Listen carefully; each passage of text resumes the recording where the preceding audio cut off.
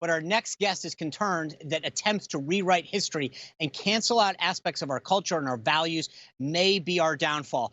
Please welcome the author of How to Destroy America in 3 Easy Steps and the #1 conservative podcast in the country, Ben Shapiro. Ben, thanks for being here. Yeah, thanks for having me. So look, here's my concern. You lay this out really well in your book. Are you concerned that if folks on the left read it, they understand what the right is trying to do? Or is it just too big of an issue for you that you're not worried about that?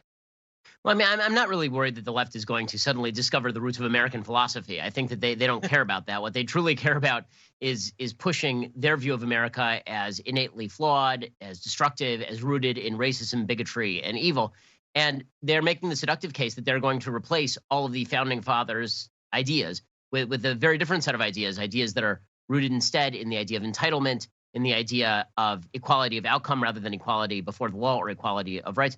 And there's a certain seductive appeal to that. I mean, I talk at length in the book about the ideas, what I call disintegrationists, that if they didn't have appeal, they wouldn't be winning right now. They do have appeal. The appeal lies largely in the idea that personal responsibility doesn't exist, that you can always blame your own failures on the system, that the system itself needs to be changed in order to maximize your own personal profit and your own personal pleasure, and that all of history's flaws can be identified in structures of today that have to be torn down.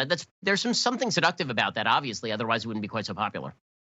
Yeah, something I find really interesting about your book is that you actually don't refer to people as on the right or on the left. Why is that? The reason is because I don't think that this is a purely right-left phenomenon, meaning that there are a lot of people who identify as liberals who are not actually of the hard left, but that's a distinction that many liberals won't make themselves. They tend to think of themselves as of the left. So instead, by creating a distinction between folks who I think want the country to hold together with fundamental principles rooted in the Declaration of Independence and people who fundamentally want to remake the entire country and destroy all of those institutions, I think there are some people who consider themselves part of the left who actually will find themselves in the unionist camp. I was hoping to make the decision more difficult for a lot of people who may disagree with me on tax rates or the proper role of government in healthcare. I wanted to make it easier for them to embrace founding principles and a lot of the things I think they already believe, and more difficult for them to simply walk away from the argument. Ben, as a conservative, I'll admit that some days I feel like we're losing the culture war. You see everything else getting canceled out, names getting changed, brands dumping their lifelong brand. Can conservatives turn the tide? Well, I think that in the end, if things don't get better pretty quickly, conservatives are going to be left playing mutually assured destruction with the left. And I think what that will probably mean is that conservatives will have to found their own companies that are in exactly the same arenas as some of these other major corporations and simply withdraw their purchasing power from places they disagree with. Now, I don't prefer that. I would prefer that we all be able to buy the shoes that we want to buy and that we not care about the political affiliations of CEOs. But if the left is going to play this game where they destroy companies based on the political viewpoints of the CEO, or they're going to go after anybody who has a bad old tweet from 15 years ago or a not so bad old tweet from 15 minutes ago, then conservatives are going to be left with no ability to even have a conversation. You're going to end up with two essentially strata in American society, one conservative and one of the left. I prefer that we not go that way, but I'm having a hard time seeing how we don't, considering corporate America's willingness to simply mirror the policy priorities and rhetoric of the left. You know, someone else that's mirroring that conversation, I feel like speaking a lot of platitudes lately, is Joe Biden. It seems like he's getting away with all the tough questions. He asked if he should defund the police. He says no, but we should just restructure funding. Is this going to come back to bite him, do you think? Or is this going to work for him in the end? Because he's, as we know, kind of hiding out.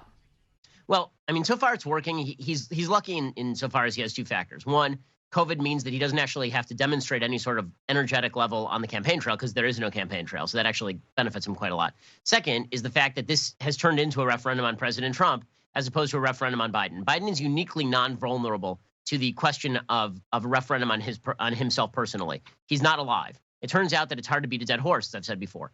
And because Biden is relatively inoffensive, he's relatively well-liked, people kind of know who he is, and they don't see him as threatening, President Trump's attempts to paint him as threatening are really not falling with any sort of serious impact right now. That may change depending on who he picks for VP. If he picks somebody who is perceived as radical for VP, if he picks Kamala Harris, for example, for VP, if he were to pick Stacey Abrams, which he's not going to, but if he were to, then that would obviously give Trump a lot to campaign against, because then every commercial is just Biden saying, I'm a transitional figure, and then you make the commercial about the VP candidate. Hey, Ben, in the book, you talk a lot about our culture and our history. A recent poll in the Wall Street Journal and NBC News looked at 900 voters, and they found that 56% agreed that American society is racist.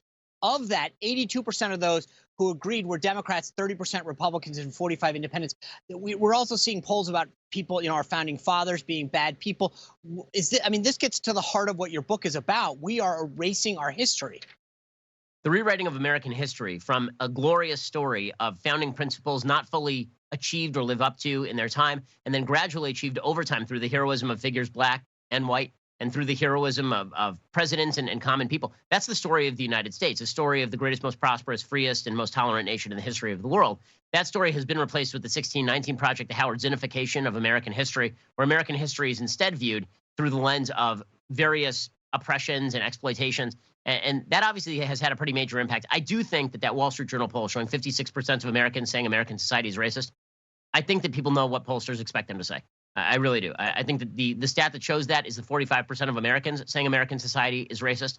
My guess is that number in actuality is a fair bit lower. You're not going to get canceled these days for saying American society is racist. You're going to get canceled for saying American society isn't racist. I think everybody sort of knows where their bread is buttered culturally. Ben, let me ask you this. You are a big baseball fan. One, what do you think of the current season, the rules, and the way everything's being played? And two, about this migration of kneeling that started in the NFL and is now going on in the MLB. I think the corporations are attempting to avoid the controversial by being controversial. I think that they're sort of, I would say, relying on conservatives to continue consuming their product, even if they are mildly offended by the product, while knowing that if they don't virtue signal to the left actually turns off the TV. The left is much better at this than the right is. I think what they don't understand is that a lot of people are going to turn off the TV. I'm an MLB TV subscriber. I have very little interest in watching games if I'm going to be preached to about the idea that America is systemically racist in the middle of a baseball game. That is not why I turned into sports in the first place. I think there are a lot of people who think like me, and I think there will be some blowback there. As far as, the kind of COVID rules that they're applying right now, it seems to me that the media have very little leg to stand on, suggesting that it is perfectly fine to gather by the thousands to riot in Portland or riot in Seattle. But if we sit every third seat at a ballpark in the open air in the summertime, that this poses some sort of massive threat in terms of COVID. I get it, I do, but I think that is overblown in terms of what the actual risk factors are, the same way that the media were blowing out of proportion the risk factors for being on beaches early on in the pandemic. I think it would be foolhardy for them to cancel the MLB season, although I will say that the Players Union obviously made this very difficult in a way they didn't for the NBA or the NFL by saying we're not going to play inside a bubble. Instead, we're going to travel all over the country. If you do that, you know there are going to be COVID cases. But you also know that MLB players are disproportionately young and healthy, and that COVID disproportionately affects people who are not young and healthy. Ben, something else I just recently saw is that Joe Rogan is moving out of LA and moving to Texas. I know that you're in LA. He said he's moving out of there because there's too many bums. He wants more freedom. COVID's running rampant. You live there. What's your take on LA? Are you happy? No, I think that Joe's right. This place has turned into a trash heap. It's amazing. Barack Obama talked about a Green New Deal here. In LA, we've been using infrastructure dollars to pay for porta potties under the freeways for the various homeless encampments. We have the Brown New Deal out here. It's very exciting stuff. LA in my lifetime. I've lived my entire life in LA, and it used to be a pretty, I wouldn't say it was ever a really well-run city, but it was at least fairly clean. Now the levels of trash on the streets, open needles on the streets, the level of homelessness is exorbitant. And it's not good for homeless people either. If you are mentally ill or drug addicted, living on the street, with risk of COVID, that seems like not a very great living arrangement to me. LA has basically decided to run itself directly into the ground. So I definitely hear where Joe is coming from. And with a 13.3% state income tax rate and Joe making $100 million from Spotify, I can certainly see why he's saying to himself, why am I paying $13 million to the state of California so I can have open needles outside my office? Yeah, that's a pretty big incentive. Ben, let me brag on you for 1 second. You graduated from high school, if I get my facts straight, 2 years early. You graduated cum laude from Harvard Law School. You had 2 books published by the time you were 17. I believe this current book is your 11th or 12th. What was it that inspired you to do all of this at that age? And frankly, do it against the grain, right? At 17, 18, I was just looking to get outside and have fun, never mind espouse conservative values. You were out there writing a book, starting talk on morning talk. What was the driving force behind you? Is it a parent? Is there something inherent that makes you, what got you there? My parents were always very encouraging. They always loved the fact that I was into history and into politics, and they always surrounded me with people of a variety of different viewpoints with whom I could discuss issues. Honestly, I thought when I was younger and I was going to college, I thought that I was going to double major in music and genetic science because I was a classical violinist at the time. And when I got on college campus and I saw at UCLA the UCLA Daily Bruin, I opened it up. One of the first days I was there, there was an editorial comparing Ariel Sharon, then the Prime Minister of Israel, to Adolf Eichmann, the Nazi.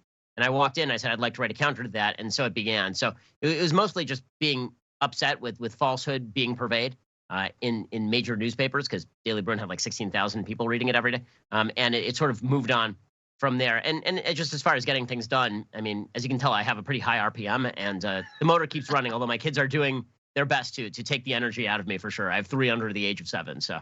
Yeah, Wow. I know that. I know that feeling. You know, when I was in the White House, and even when I left, there were some pretty nasty things said about me. And I admit, you know, that they still sting here and there. You've been very out there with your thoughts and your beliefs and your values. And some pretty nasty things have been said about you. The one that I think is the most ironic is when people call you anti-Semitic or a Nazi. As an Orthodox Jew and someone who's very well versed in your religion, I think that one takes the cake. Do those criticisms still sting? Sure. I mean, I'm a human being, and just like everybody's a human being, you think that your skin is thick enough, and your skin is never thick enough to not at least feel mildly irritated by the overwhelming waves of hatred that come. And it's usually intermittent. You know, I tend to trend on Twitter, I would say, once every 3 weeks on average.